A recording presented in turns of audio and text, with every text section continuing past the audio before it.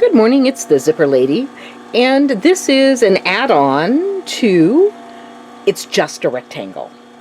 And these are just rectangles that I modified with my lunch plate. And this is all I started out with, is just a simple piece of fabric, and it is roughly 11 inches high. And all I did was that I just cut it straight across the bottom of my fabric. And if you know me, you know that I never buy fat quarters. I always buy at least 10 yards because I don't want to run out of my favorites. So this is simply 10 inches from here to here, and we are going to put the lunch plate on it.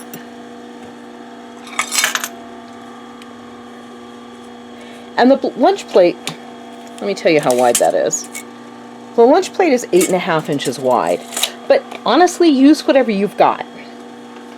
And I'm going to just kind of line everything up here, draw around it, and then I'm going to use parallel lines starting here, and I'm just going to cut it down this way and the other side. And I'm going to end up with something that looks like this.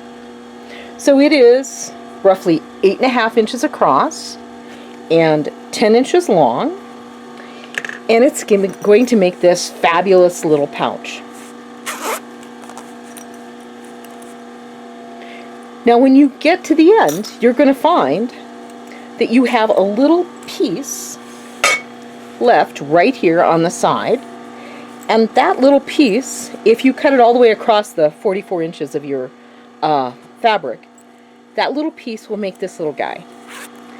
And this is what I'm making for all of my friends who have puppy wuppies this summer, or this winter for Christmas, because you can put the roll of poo-poo bags in there, and then you can add a little clip to put on somebody's leash. I also have a whole bunch of leash fabric and webbing that I'm actually going to make specific leashes for everybody out of for Christmas this year, and also a little harness for their dogs. But that's all you have to start with. It's really, really simple.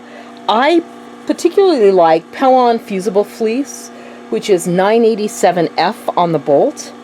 And I just like it because it gives it enough stiffness that it will do this for a glass case, and it's got a little bit of padding in it, and if you really want to get it a lot more padded for a glass case, I would put it on the lining as well as the outside fabric. Just test drive it.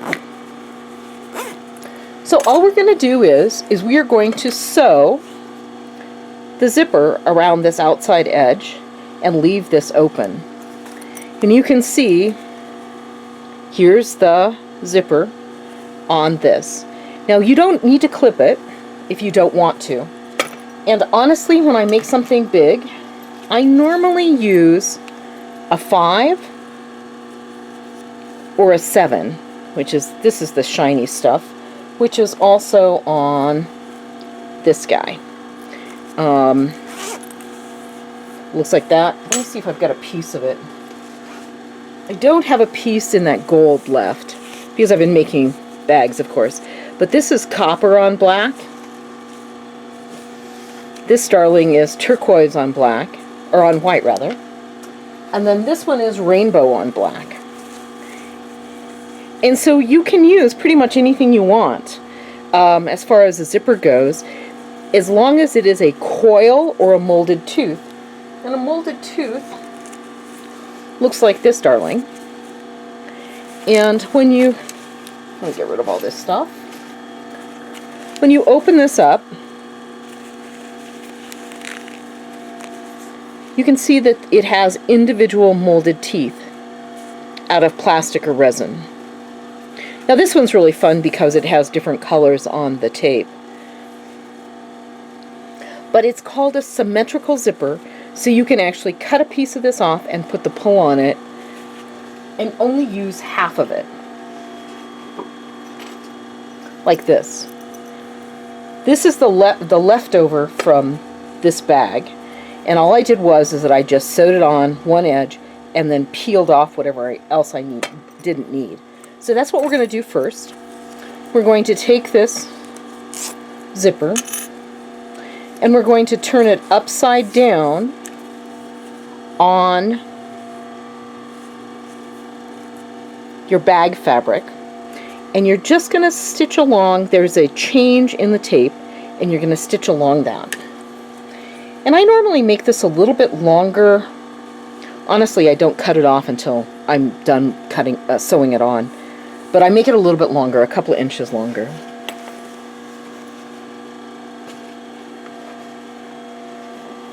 Okay, I'm going to move the camera a little bit, and we're going to zoom in so you can actually see me sew.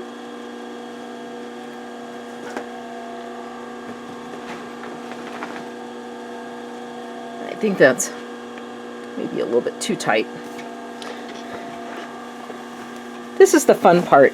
I normally use just my regular foot, and my old Bernina, I can move the needle, so I move the needle all the way to the left, and then I run the side of my foot along the side of the zipper.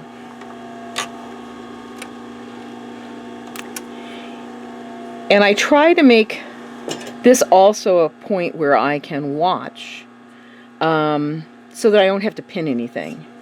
I use a relatively long stitch because you're going to sew this a couple of times. And you want to bring the zipper tape right down to where it starts to turn. Put your finger there, your fingers here, and just use your fingers like you would a clip. When you get to the point where you're going to start turning, put your needle down and just place the tape along until it doesn't want to turn anymore. Stop with your needle down, turn it a little bit more, push your finger down into the zipper.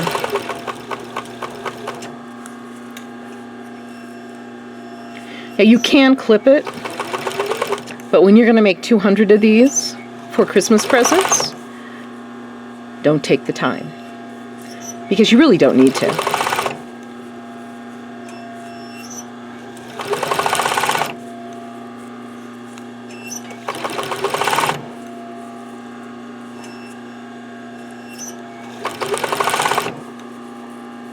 All right, we're ready for the straightaway.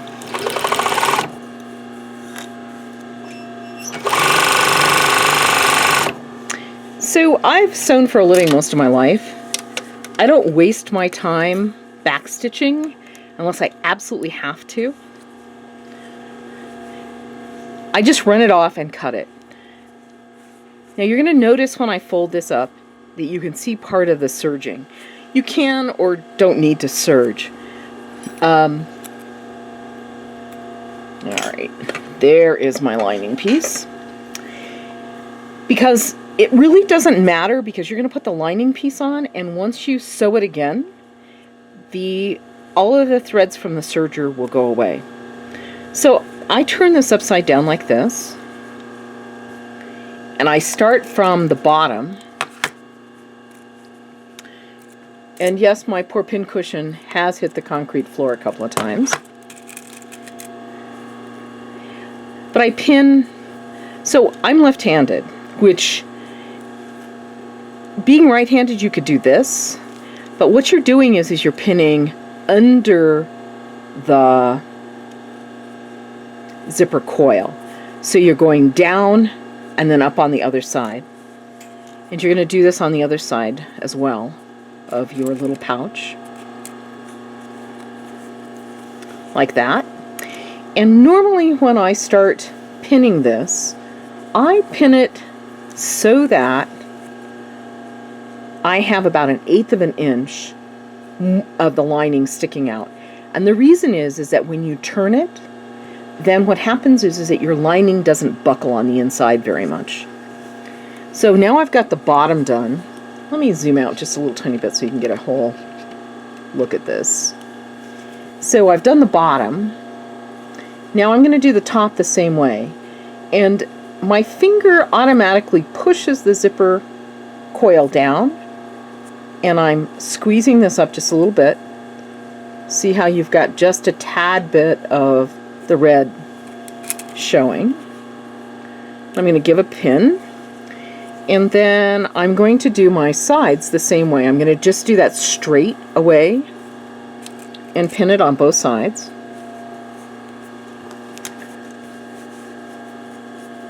Like that.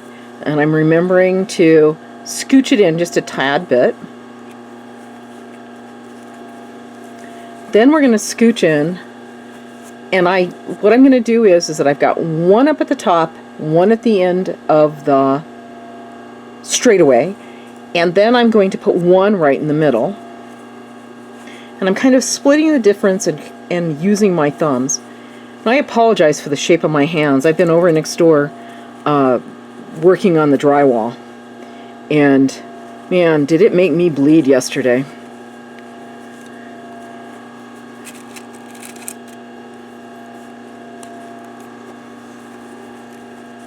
And it ripped my nails off and all the other fun stuff that happens when you're using nails and icky stuff. It's going to be beautiful though when we're done. Now I'm over on the other side doing the same deal. So I put one in the center. I'm going to split the difference between where this pin is for the straightaway and where it starts to circle. And every single time I push down the coil on the zipper and put the pin over the top of it. Just like that. Now the whole deal is we're going to turn it upside down. And now you can see the serging. You can see where you already sewed. And you're going to sew halfway between the coil and the stitching. So we're going to split the difference right there. And I'm going to use my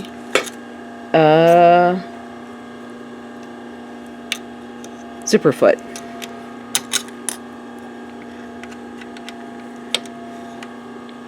The really cool thing about using your regular, I call this the two-toe. The cool thing about using that first is that you don't have to fight. There we go. Also, my hands are really, really dry from all the drywall mud.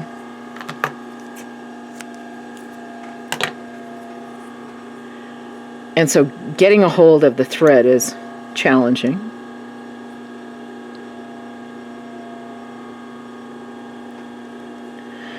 Oh, man. And being old and blind doesn't help matters.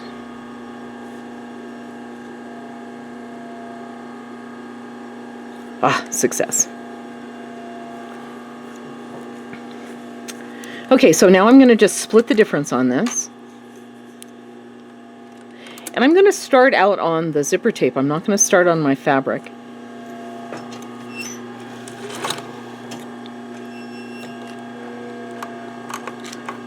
It's going to be one of those days, isn't it? Yep. There we go. The only thing I don't like about my old Bernina is you really need to hold the threads before you start to stitch. I'm also going to adjust my lining just a little bit. Scooch it out a bit. And that bit is really about 1/8 of an inch. It's not like it's a big deal. And it really depends on what kind of fabric you're using. See, I just did it again. With my fingers, I automatically just pushed it out. As I'm coming around the corner, there's going to be two things that I do. The first one is I'm going to flip the coil in like that. I'm going to feel it. I'm going to make sure this is even. And just come around the corner. But I automatically just flip it.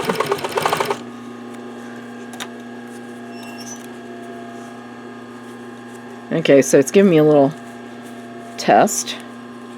So I'm going to flip it again so it's flat. Come around the corner.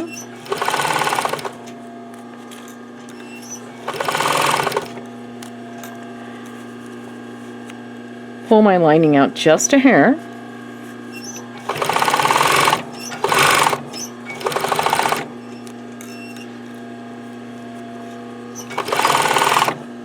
All right, done deal. Now the only thing I'm going to do now is I'm going to just turn it and I'm going to press it at this point, but because I'm sitting down at my sewing machine and I don't want to get up, I'm just going to do it with my fingers. But before I top stitch it, I'm going to test drive it with one of my zipper pulls to make sure I didn't do something stupid and that the zipper will still run. So I'm going to turn it like I was actually going to be finished. And grab a hold of the pull. The pull is the flat side and the pointed side. The pointed side always goes on the open tape first. To get this even, see how I'm lining up the bottoms of the fabric? I'm just going to scoot this down until this is called the shoulder. See that slot right there? Let me slide it up a little bit. Maybe you can see it better there. That slot right there, this side has to go down that slot. Hold it, jiggle it on. That's pretty even. If not, you just back it up. But if you leave a little extra zipper up here, you can do that pretty easily. Alrighty, it does work. Now then, because I have this problem with always getting the little tab off center, this is when I put the tab on. So I'll zip this all the way up, put a pin in it, like so, then open it back up, and then I'm going to lift a couple of stitches on both sides and tuck it in. And the way I do that is, when I'm making a little tab, I don't just make one. I kind of like to make a whole bunch of them. And so what I do is that I cut that 10 inches for my pattern. Let me pop that over there. And I try to make it, so here's my pattern cut. I try to make it down this whole edge. If it's a narrow one, and if it's a wide one, then I save it for the little guy. But I try to leave this edge. And all I do is that I fold it up, and that's like, I don't know, 1.25 inches. Yep, about 1.25 inches. Press it, then I cut this edge off,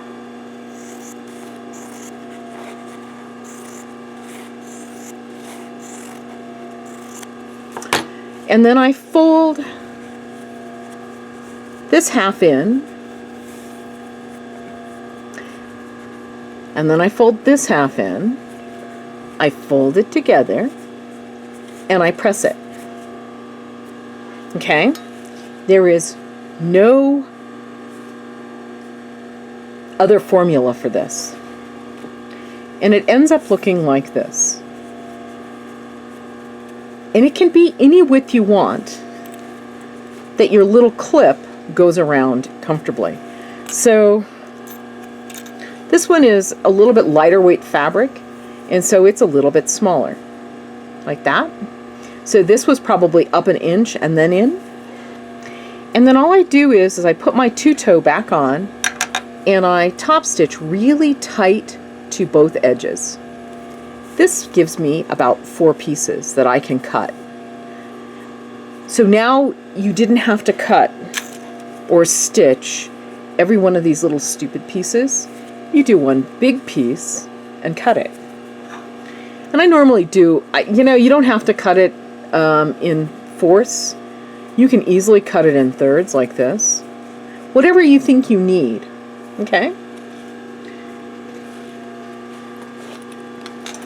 Then I have somewhere, there it is, a piece. This one has a little star on it. But this is ready to be top stitched. And all I do is move my needle to the other side. I have pressed it, and I'm just going to top stitch it. And you can top stitch it any place you want. So as you get to where the star is, instead of the clip,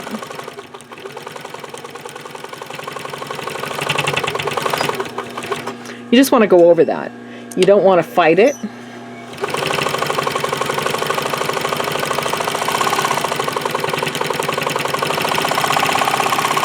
And we're done. Now the only thing you're going to do is you're going to do a French seam at the bottom.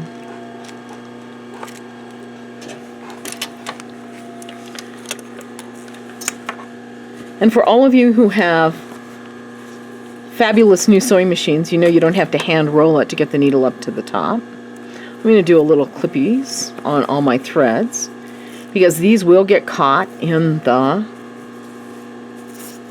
zipper pull. And put a zipper pull on.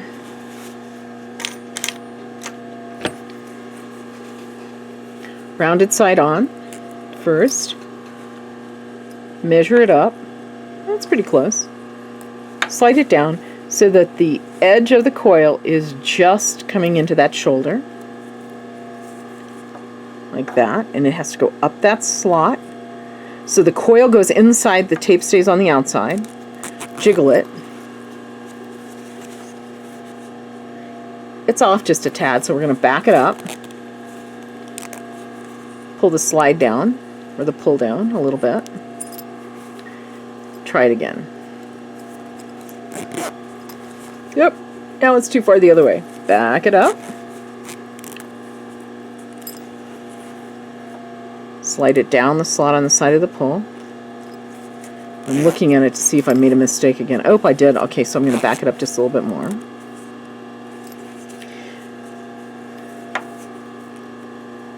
Slide it up. Yeah, that's just about as good as it's going to get. So now all I want to do is, I'm going to do a French seam at the bottom. So I'm going to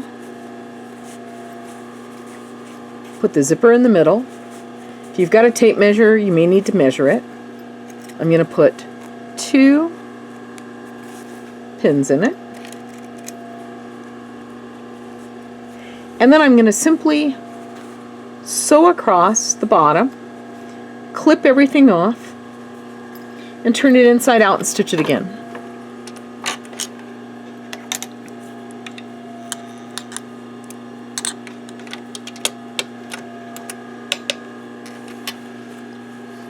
Needle in the center, hang on to the thread, and you can probably see I have a piece of painter's tape right here. This is for my drapery business, but painter's tape is great because if you make this parallel, when you lay this up, even though this comes in a little bit, as long as you keep that point and this point on the tape, or even on the lines that are on your throat plate, it will keep it straight, your seam straight. This is one of those times that I'm going to backstitch.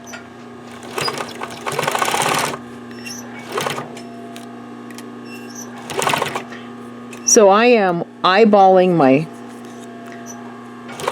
throat plate and the line in it to make sure that I keep this straight. Backstitch. If you have one of those fabulous new sewing machines, you don't have to hand roll it.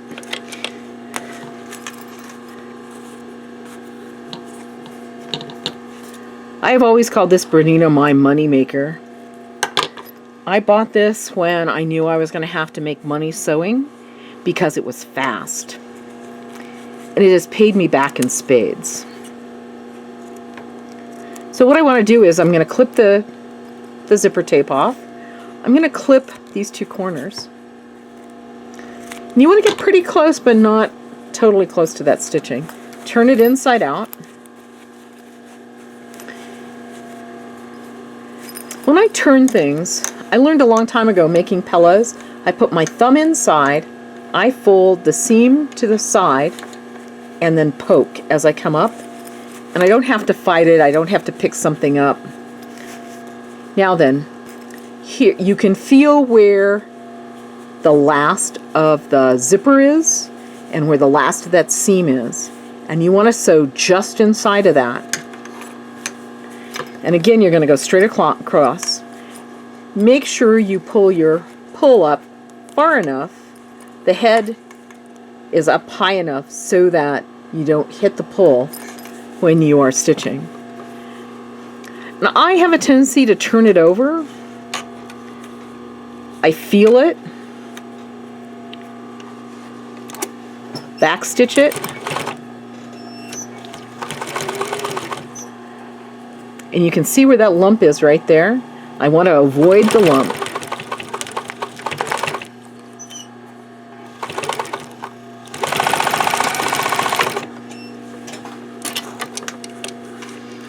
And you are done. Of course, you're going to clip the threads off, but I'm too excited to see the other side. So I'm going to flip this over. Again, thumb in, fold the seam, in, thumb in, fold the seam. And you can fold it forward or backward. It's just a matter of folding it. Oh, isn't that cute? And there you go. One down, 199 to go. We will be having Fun Fridays until Christmas. I am going to be in Puyallup the week before Thanksgiving, and I am just thrilled to see you if you stop past the booth. I always have goodies for you if you say you've seen me online. And if not, watch for Fun Fridays on my Facebook and YouTube channel, because all of the little projects that we do on Fun Fridays in the warehouse, I will be posting. That's it for now. Have fun and go out and do something nice for somebody else today. Ta for now.